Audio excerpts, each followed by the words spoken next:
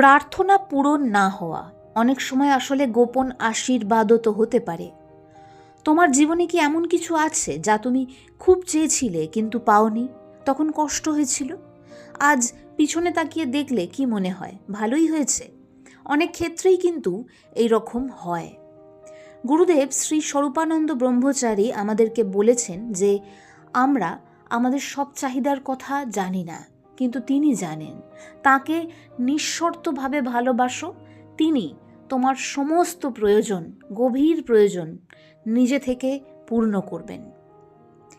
এই কথার গভীরতা এখানে আমাদেরকে বুঝতে হবে।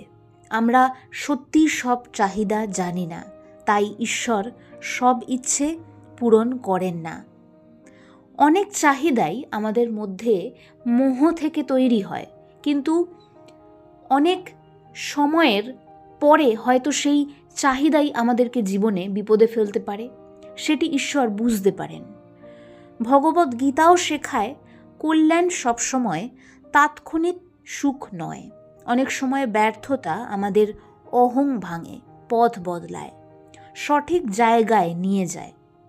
একটি অপ্রাপ্ত সম্পর্ক হয়তো তোমাকে বড় ভাঙন থেকে বাঁচিয়েছে।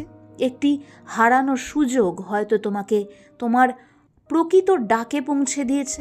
আমরা আংশিক ছবি দেখি, ঈশ্বর সবসময় পূর্ণ ছবি দেখেন। আজ রাতে ঘুমানোর আগে একটু নিজের জন্যে সময় বের করুন আর জীবনের একটি ব্যর্থতা লিখে ফেলুন। পাশে লিখুন, এতে আপনি কি শিক্ষা পেয়েছেন। যদি সেটি না ঘটতো তাহলে আজ আপনি কোথায় থাকতেন? এই অনুশীলন আপনাকে কৃতজ্ঞতা শেখাবে, আর কৃতজ্ঞতা থেকেই জন্মাবে গভীর ভক্তি। কোনো রকম অজুহাতকে বাধা হিসেবে দাঁড় করাবেন না। এই প্রয়োগ আজই জীবনে যুক্ত করুন। শান্তি, ওম শান্তি, শান্তি, শান্তি।